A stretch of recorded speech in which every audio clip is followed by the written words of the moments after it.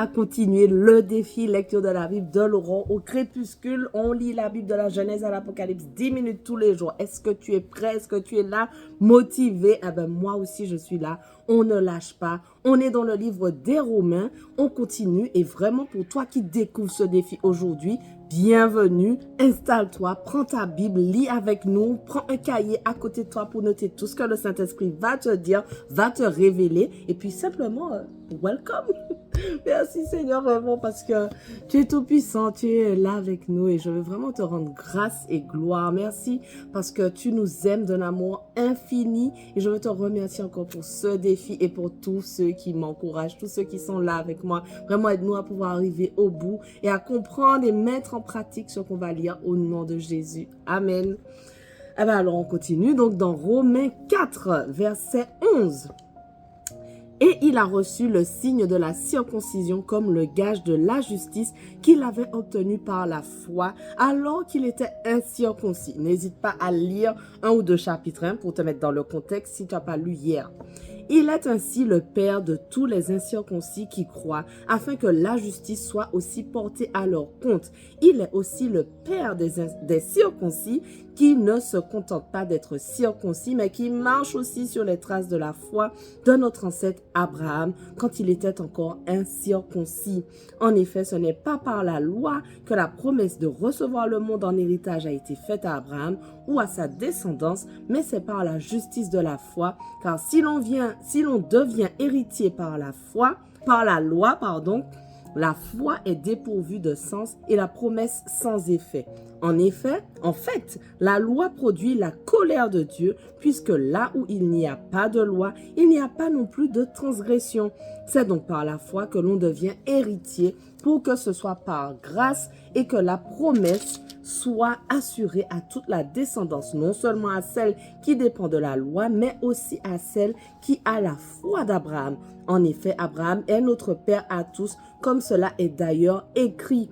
Je t'ai établi Père d'un grand nombre de nations. Il est notre Père devant le Dieu en qui il a cru, le Dieu qui donne la vie aux morts et appelle ceux qui n'existent pas à l'existence. Espérant contre toute espérance, Abraham a cru et est ainsi devenu le Père d'un grand nombre de nations, conformément à ce qui lui avait été dit. Telle sera ta descendance. Sans faiblir dans la foi, il n'a pas considéré que son corps était déjà usé puisqu'il avait près de 100 ans, ni que Sarah n'était plus en état d'avoir des enfants. Il n'a pas douté par incrédulité de la promesse de Dieu, mais il a été fortifié par la foi et il a rendu gloire à Dieu, car il avait la pleine conviction que ce que Dieu promet, il peut aussi l'accomplir. Amen. C'est pourquoi cela lui a été compté comme justice.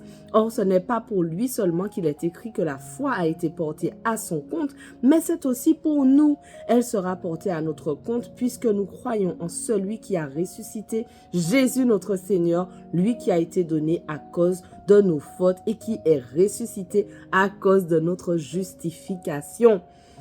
Romains 5. Ainsi donc, déclaré juste sur la base de la foi, nous avons la paix avec Dieu par l'intermédiaire de notre Seigneur Jésus-Christ. C'est aussi par son intermédiaire que nous avons accès par la foi à cette grâce dans laquelle nous tenons ferme et nous plaçons notre fierté dans l'espérance de prendre part à la gloire de Dieu. Bien plus, nous sommes fiers même dans nos détresses, sachant que la détresse produit la persévérance, la victoire dans l'épreuve et la victoire dans l'épreuve, l'espérance. Or, cette espérance ne trompe pas parce que l'amour de Dieu est déversé dans notre cœur par le Saint-Esprit qui nous a été donné. En effet, alors que nous étions encore sans force, Christ est mort pour nous, pour des pécheurs au moment fixé. À peine mourrait-on pour un juste, peut-être accepterait-on de mourir pour quelqu'un de bien. Mais voici comment Dieu prouve son amour envers nous. Alors que nous étions encore des pécheurs, Christ est mort pour nous. Puisque nous sommes maintenant considérés comme justes grâce à son sang, nous serons à bien plus forte raison sauvés par lui de la colère de Dieu. En effet, si nous avons été réconciliés avec Dieu grâce à la mort de son Fils, lorsque nous étions ses ennemis, nous serons à bien plus forte raison sauvés par sa vie, maintenant que nous sommes réconciliés. Bien plus, nous plaçons notre fierté en Dieu par notre Seigneur Jésus-Christ, par qui maintenant nous avons reçu la réconciliation. C'est pourquoi, de même que par un seul homme, le péché est entré dans le monde, et par le péché, la mort. De même, la mort a atteint tous les hommes, parce que tous ont péché. En effet, avant que la loi ne soit donnée, le péché était déjà dans le monde. Or, le péché n'est pas pris en compte quand il n'y a pas de loi. Pourtant, la mort a régné depuis Adam jusqu'à Moïse, même sur ceux qui n'avaient pas péché, pour une transgression semblable à celle d'Adam, qui est l'image de celui qui devait venir. Mais il y a une différence entre le don gratuit et la faute. En effet, si beaucoup sont morts par la faute d'un seul, la grâce de Dieu et le don de la grâce qui vient d'un seul homme, Jésus-Christ, ont bien plus abondamment été déversés sur beaucoup. Et il y a une différence entre ce don et les conséquences du péché d'un seul. En effet, c'est après un seul péché que le jugement a entraîné la condamnation, tandis que le don gratuit entraîne l'acquittement après un grand nombre de fautes. Si par un seul homme, par la faute d'un seul, la mort a régné, ceux qui reçoivent avec abondance la grâce et le don de la justice régneront à bien plus forte raison dans la vie par Jésus-Christ lui seul. Ainsi donc, de même que par une seule faute, la condamnation a atteint tous les hommes, de même, par un seul acte d'acquittement, la justification qui donne la vie s'étend à tous les hommes. En effet, tout comme par la désobéissance d'un seul homme, beaucoup ont été rendus pécheurs, beaucoup seront rendus justes par l'obéissance d'un seul. L'intervention de la loi a entraîné la multiplication des fautes, mais là où le péché s'est multiplié, la grâce a surabondé. Ainsi, de même que le péché a régné par la mort, de même la grâce règne par la justice pour la vie éternelle, par Jésus-Christ notre Seigneur. Romains 6. Que dirons-nous donc? Allons-nous persister dans le péché afin que la grâce se multiplie? Certainement pas. Nous qui sommes morts pour le péché, comment pourrions-nous encore vivre dans le péché? Ignorez-vous que nous tous qui avons été baptisés en Jésus-Christ, c'est en sa mort que nous avons été baptisés. Par le baptême en sa mort, nous avons donc été ensevelis avec lui, afin que comme Christ est ressuscité par la gloire du Père, de même, nous aussi, nous menions une vie nouvelle. En effet, si nous avons été unis à lui par une mort semblable à la sienne, nous le serons aussi par une résurrection semblable à la sienne. Nous savons que notre vieil homme a été crucifié avec lui afin que le corps du péché soit réduit à l'impuissance et qu'ainsi nous ne soyons plus esclaves du péché. En effet, celui qui est mort est libéré du péché.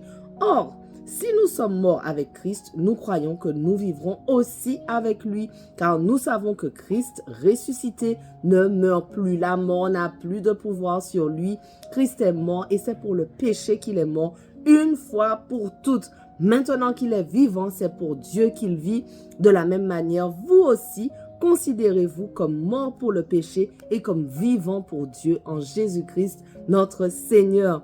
Que le péché ne règne donc plus dans votre corps mortel pour vous soumettre à lui par ses désirs. Ne mettez plus vos membres au service du péché comme des instruments de l'injustice, mais au contraire, livrez-vous vous-même à Dieu comme des morts revenus à la vie et mettez vos membres à son service comme des instruments de la justice. En effet, le péché n'aura pas de pouvoir sur vous puisque vous n'êtes plus sous la loi, mais sous la grâce. Quoi donc? Allons-nous pécher parce que nous ne sommes pas sous la loi, mais sous la grâce? Certainement pas. Ne savez-vous pas que si vous vous livrez à quelqu'un comme esclave pour lui obéir, vous êtes les esclaves du maître à qui vous obéissez, soit du péché qui conduit à la mort, soit de l'obéissance qui conduit à la justice. Mais que Dieu soit remercié. Alors que vous étiez esclaves du péché, vous avez obéi de tout cœur au modèle d'enseignement auquel vous avez été confiés. Et une fois libérés du péché, vous êtes devenus esclaves de la justice. Je parle à la manière des hommes à cause de votre faiblesse naturelle. De même que vous avez mis vos membres comme esclaves au service de l'impureté et de l'injustice pour arriver à plus d'injustice, de même maintenant, mettez vos membres comme esclaves au service de la justice pour progresser dans la sainteté. Voilà, notre passage du jour touche déjà à sa fin, mais on continue dès demain. On ne lâche rien. Allez, sois bénis.